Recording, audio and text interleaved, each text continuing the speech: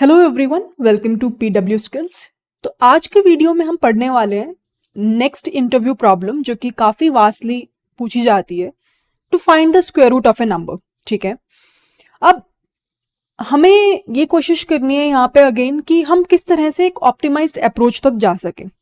सबसे पहले हम प्रॉब्लम को समझने की कोशिश करते हैं, उसके बाद we will try to understand कि क्या अप्रोच हम इसमें अप्लाई कर सकते हैं, और लास्ट में हम फिर से देखेंगे implementation and the time and the space complexity, जिस तरीके से हम पढ़ते आ रहे हैं। ठीक है, so let's get started. First of all, to understand the problem statement. ठीक है, अब जब मैं बोल रही हूं कि मुझे किसी नंबर का स्क्वायर रूट चाहिए, इसका मतलब क्या है? मान लो कि यूजर एंटर करता है एक नंबर 16, तो what we are expecting or what you guys have to print as an output is कि 16 किसका स्क्वायर रूट है, बिकॉज 16 एक परफेक्ट स्क्वायर नंबर है, तो हमारा जो रिजल्ट होगा इस केस में that will be equal to 4, है ना। वो किसके इक्वल होगा? वो 4 के इक्वल होगा। लेकिन एक और सिनेरियो यहाँ पे क्रिएट हो सकता है। मान लो कि नंबर जो है मेरे पास वो इक्वल है सपोज 12 के। अब इस पर्टिकुलर केस में हमारे पास एक परफेक्ट स्क्वायर नंबर तो नहीं है ये, क्योंकि 3 का स्क्वायर 9 होता है और 4 का स्क्वायर 16 होता है। तो उस केस में आपको फ्लोर वैल्यू को प्रिंट करना है। This is very important statement again. Floor value मतलब कि लोअर वैल्यू, मतलब कि डेसिमल से पहले जो वर्ड आ रहा है that is something we need to print. तो मतलब कि यहाँ पे जो रिजल्ट आना चाहिए या फिर यहाँ पे जो आउटपुट आना चाहिए अपना, दैट इज इक्वल टू 3। ठीक है, this is what they are expecting from us. This is what they are expecting from us. तो अगर मुझे नंबर दे रखा है 4, तो रिजल्ट क्या होगा? सॉरी, 16 दे रखा है तो रिजल्ट क्या होगा? 4। अगर मुझे नंबर दे रखा है 12, तो रिजल्ट क्या होगा? 3 एंड सो ऑन। तो इसका मतलब ये हुआ कि डजंट मैटर नंबर गिवन एक परफेक्ट स्क्वायर नंबर है कि नहीं, हमारा रिजल्ट या तो एग्जैक्ट वैल्यू होगा या फिर फ्लोर वैल्यू होगा। ठीक है, ये हमारे पास प्रॉब्लम स्टेटमेंट है to find out the square root of a given number. अब क्वेश्चन ये आता है कि इस प्रॉब्लम को हम किस तरह से अप्रोच कर सकते हैं। तो बहुत इजी है। यहां पे अगर मैं बात करूं किसी भी नंबर की, फॉर एग्जाम्पल मुझे 16 दे रखा है, हम मान के चलते हैं, तो मैं क्या करूंगी? मैं एक एरे क्रिएट करूंगी जिसमें कि इंडेक्स वैल्यू 0 से स्टार्ट होगा और 16 तक जाएगा। तो what I will do is we will try to create an array of size from 0 to 16। तो इससे क्या होगा? ये 0 इंडेक्स हो गया, 1 2 3 4 5 6 7 8 9 10 11 12 13 14 15 एंड 16। तो यहां पे इंडेक्स नंबर क्या है? 0 1 2 sorry, let me write it properly, 2 3 4 5 6 7 8 9 10 11 12 13 14 15 और 16। तो इस तरह से हमारे पास एक एरे क्रिएट हो गई है। ठीक है, इसके अंदर एलिमेंट्स भी यही एलिमेंट्स ही हैं हमारे पास। 0 है, 1 है, 2 है, 3 है, 4 है, 5 है, 6 है, 7 है, 8 है, 9 है, 10 है, 11 है, 12 है, 13 है, 14 15 और 16। अब देखो, मुझे क्या चाहिए? एक perfect square number, right? Square root of this given number. अब 16 मुझे दे रखा है, तो मैं क्या करूंगी? मैं सबसे पहले मिड वैल्यू निकालने की कोशिश करूंगी। अब देखो किस तरीके से मैं बाइनरी सर्च का मॉडिफाइड वर्जन यहाँ पे लगाने की कोशिश कर रही हूँ। तो अगेन जो प्री रिक्विजिट है इस वीडियो को समझने के लिए, या फिर मैं बोलूँ इस प्रॉब्लम को समझने के लिए, that you should have a clear understanding of what binary search is all about. तो मिड वैल्यू क्या होगी? मिड वैल्यू होगी अगेन लोअर बाउंड 0 है प्लस 16 डिवाइडेड बाय 2। तो यहां से मेरे पास वैल्यू क्या आ गई? 8। अब ये जो 8 है, अगर मैं 8 को मल्टीप्लाई कर दूं 8 से, तो आंसर क्या आ रहा है? 64। मैं क्या करूंगी? मैं इस वैल्यू को कंपेयर करूंगी number which is entered by the user. What is the number entered by the user? 16। अब मुझे ये पता है कि जो भी आंसर मेरे पास आएगा वो 16 से कम ही होगा, क्योंकि square root of any given number is less than that number itself. I hope ये स्टेटमेंट तो सबको पता है, सिंपल मैथ्स राइट। तो अब इस केस में देखो क्या हो रहा है, मैं नंबर को वैल्यू से कंपेयर कर रही हूं और मैं ये बोल रही हूं कि अगर वैल्यू बड़ी है नंबर से, जो कि इस केस में है, क्योंकि हमारे पास वैल्यू क्या है 64, नंबर क्या है 16, बड़ा है ना, तो बताओ एरे में हमें लेफ्ट साइड में जाना चाहिए राइट साइड में जाना चाहिए। अगेन बाइनरी सर्च का मतलब क्या है कि हम अपने सर्च स्पेस को दो हिस्सों में बांट रहे हैं, या तो मैं लेफ्ट साइड में जा रही हूं या फिर मैं राइट साइड में जा रही हूं। तो क्या मैं यहां पे बाइनरी सर्च अप्लाई कर पा रही हूं? क्या मैं यहां पे अपने सर्च स्पेस को दो हिस्सों में बांट सकती हूं? क्या मैं इस स्टेटमेंट से बता सकती हूं कि मुझे एरे के लेफ्ट साइड में जाना है या फिर एरे के राइट साइड में जाना है? क्यों नहीं बता सकती? 64 अगर बड़ा है तो इसका मतलब तो फोर श्योर यही है ना कि जो वैल्यू होगी वो कहां प्रेजेंट होगी? लेफ्ट में, क्योंकि राइट में तो और मल्टीप्लाई करके तो बड़े नंबर ही आने वाले हैं। तो इसका मतलब ये हुआ कि अब मेरा सर्च स्पेस क्या होगा 0 से 7, मतलब कि उस केस में मैं अपने हाई की वैल्यू को क्या कर दूंगी, मिड -1। क्या मैं कह सकती हूं? लो तो 0 रहेगा, तो इनिशियली लो की वैल्यू क्या थी 0, हाई की वैल्यू क्या थी 16। अब मेरी लो की वैल्यू सेकेंड सिनेरियो में क्या हो गई, 0 रह गई, लेकिन हाई की वैल्यू क्या हो गई 7। अब फिर से मैं क्या करूंगी, मैं एक मिड वैल्यू निकालूंगी। मिड क्या होगा 0 प्लस 7/2 जो कि इक्वल होगा 3 के। अब मैं फिर से चेक करूंगी, वैल्यू क्या होगी 3 मल्टीप्लाई बाय 3 जो कि इक्वल होगा 9 के। अब ये 9 जो है, क्या 9 16 से बड़ा है छोटा है? ये तो छोटा है, मतलब कि वैल्यू जो है वो लेसर है नंबर इटसेल्फ से।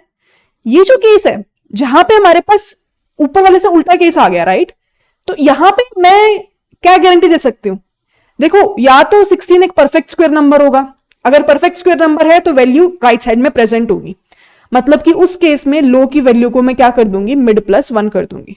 हो सकता है कि ये परफेक्ट स्क्वायर नंबर ना हो और 9 ही जो है वो लोअर फ्लोर वैल्यू हो इसकी, मतलब 3 फ्लोर वैल्यू हो इसकी। तो मैं क्या करूंगी कि मैं रिजल्ट में मिड को भी स्टोर करा दूंगी, क्योंकि मुझे ये पता है कि अगर मान लो कि एलिमेंट प्रेजेंट नहीं है, मतलब कि परफेक्ट स्क्वायर नंबर प्रेजेंट नहीं है, तो उस केस में मुझे फ्लोर वैल्यू प्रिंट करानी है। तो मैं क्यों ना रिजल्ट को स्टोर करके रखूं at each and every iteration. हाँ, अब अगर देखो यहां पे, तो मैं क्या करूंगी, इस इक्वेशन में हमारे पास रिजल्ट की वैल्यू क्या स्टोर हो जाएगी, अभी के लिए मिड की वैल्यू 3 है तो 3 स्टोर हो जाएगी राइट। एंड मैंने लो की वैल्यू को मिड +1 कर दिया, मतलब कि 4 कर दिया।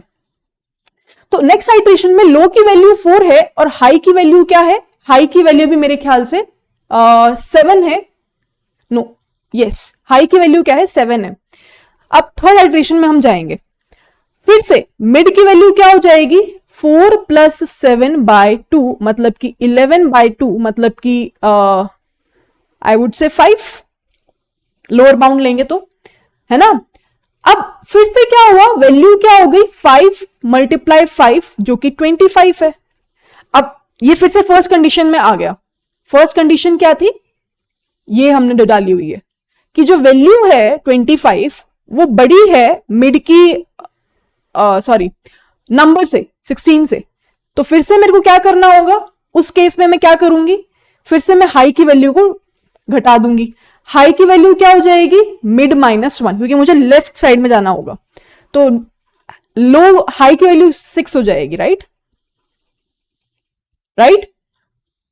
अब अगेन हाई की वैल्यू 6 हो गई, मतलब कि मेरा सर्च स्पेस अब क्या रह गया, हाई की वैल्यू 6 है और लो की वैल्यू क्या है 4 है।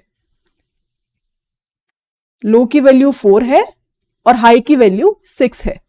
अब फिर से सेम चीज हम ट्रावर्स करेंगे, और ये चीज हम कब तक ट्रावर्स करेंगे, जब तक कि वाइल लूप लगेगा लो की वैल्यू <= है हाई की वैल्यू से।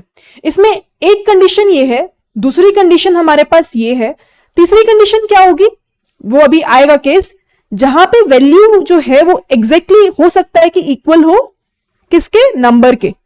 उस केस में तो मैं डायरेक्टली रिटर्न कर दूंगी मिड की वैल्यू को। मतलब कि अगर ये सिचुएशन बनती है तो ये सिचुएशन कब बनेगी, जब आपके पास एक परफेक्ट स्क्वायर रूट होगा। अगर परफेक्ट स्क्वायर रूट नहीं होगा तो उस केस में ये वाली सिचुएशन बनेगी। while लूप से बाहर निकल के what we supposed to do is we can directly return the value of whatever result we are getting, है ना। अब फिर से यहां पे हमारे पास हाई की वैल्यू 6 है, लो की वैल्यू क्या है 4 है। तो मैं कंटिन्यू करूं, अगर लो की वैल्यू 4, हाई की वैल्यू 6 को, तो फिर से मेरे पास मिड की वैल्यू क्या हो गई 5 आ गई। फिर से क्या होगा 25 जो कि बड़ा है 16 से, तो फिर से हाई की वैल्यू को अपने को डिग्रेड करना पड़ेगा, 5 पे आ जाएंगे। फिर से मिड की वैल्यू निकलेगी, मिड की वैल्यू क्या होगी लो प्लस हाई बाय 2, तो 5 प्लस 4 9/2 4 हो गया, राइट। अब फिर से मैं मिड इंटू मिड करूंगी तो वैल्यू क्या होगी, वैल्यू होगी 16 जो कि एग्जैक्टली इक्वल है 16 के। और उस टाइम पे मैं डायरेक्टली रिटर्न कर दूंगी क्या मिड को, तो मिड की वैल्यू क्या है 4 है। तो ये हमारे पास क्या आ जाएगा, फाइनल रिजल्ट आ जाएगा, which is very much apt.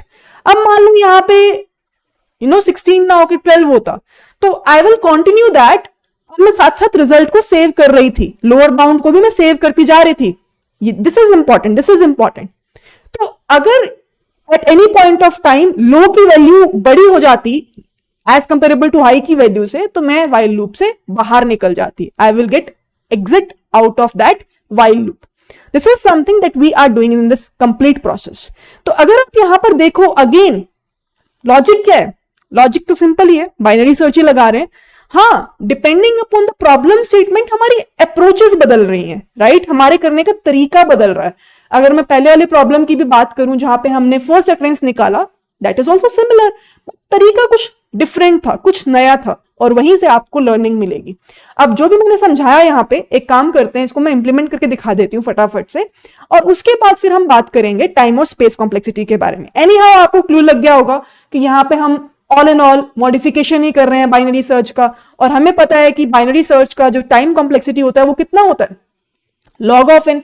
तो यहाँ पे भी तो उतनी ही बार स्टेटमेंट को हम इन अ वे एग्जीक्यूट कर रहे हैं, तो टाइम कॉम्प्लेक्सिटी एनी हाउ क्या होने वाली है, big O of log of n. अगर मैं बात करूं स्पेस कॉम्प्लेक्सिटी के बारे में, क्योंकि मैं यहां पे कोई एक्स्ट्रा स्पेस यूज नहीं कर रही हूं, तो स्पेस कॉम्प्लेक्सिटी क्या होगी, that is something equals to big O of 1। I hope it makes sense to everyone. फिर से एक बार अपने कोड को इंप्लीमेंट करके अब लास्ट हम ट्राई कर लेते हैं, ताकि सब चीजें हमें क्लियर हो जाएं। तो मैंने ये क्लास बना ली है स्क्वायर रूट की, ठीक है। अब इसमें फटाफट से सबसे पहले हम इनपुट करवा लेते हैं यूजर से, public static void main.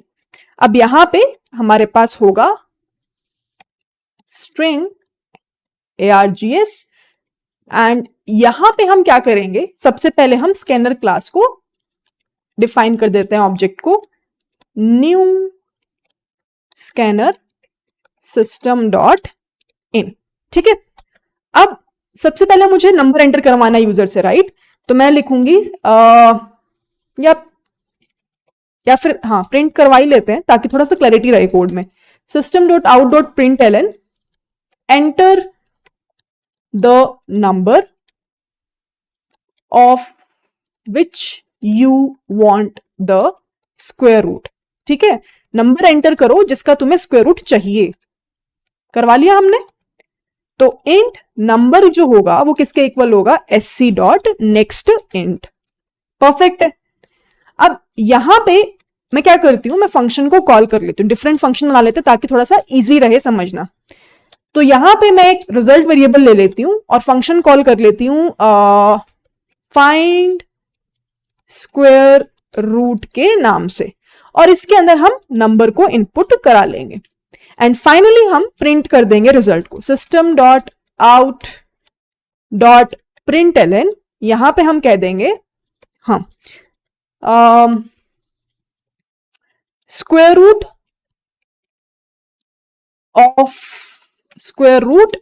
Of the given number is, इस तरह से हम डिफाइन कर देंगे, और यहां पे हम रिजल्ट को प्रिंट करा देंगे, ठीक है, आई होप इट मेक सेंस। अब फटाफट से क्लास जो हमने मेथड डिफाइन किया है ना, यहाँ पे मेथड को कॉल किया है, उसको डेफिनेशन भी तो देनी पड़ेगी, है ना। तो यहां पे हम कहेंगे public static, I think int type का हम रिटर्न करवाएंगे, फाइंड ऑफ स्क्वायर रूट, और यहां पे हम नंबर को एंटर करा लेंगे।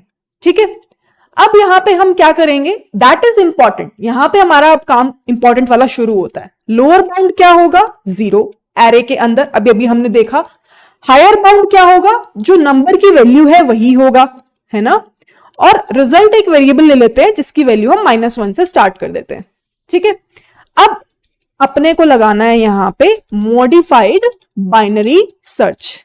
अभी अभी हमने पढ़ा मॉडिफाइड का मतलब क्या मैं बोल रही हूं यहां पे, जब तक कि लो की value less than equal to है हाई की वैल्यू से, what we really want to do, first of all we really want to calculate the mid value. Mid value क्या होगा, low plus high minus low by 2। I think अब सबको पता है कि ऐसा क्यों कर रहे हैं, लास्ट वीडियोस में बहुत बार डिस्कशन हो चुका है।